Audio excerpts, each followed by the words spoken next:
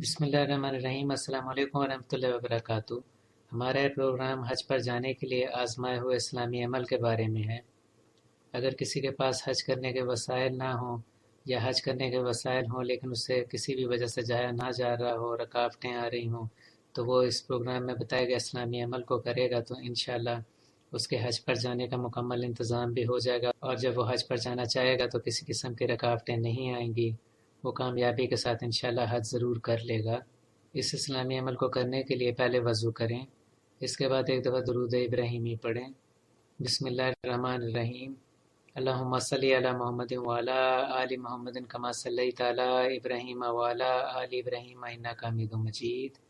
اللہم بارک علی محمد وعلی آل محمد کما بارکت علی ابراہیم وعلی آل ابراہیم انک حمید مجید۔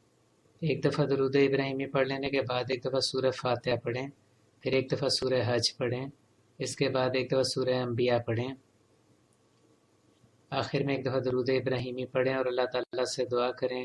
انشاءاللہ دعا قبول ہو جائے گی اور حج ادا کرنے کی سعادت حاصل ہوگی۔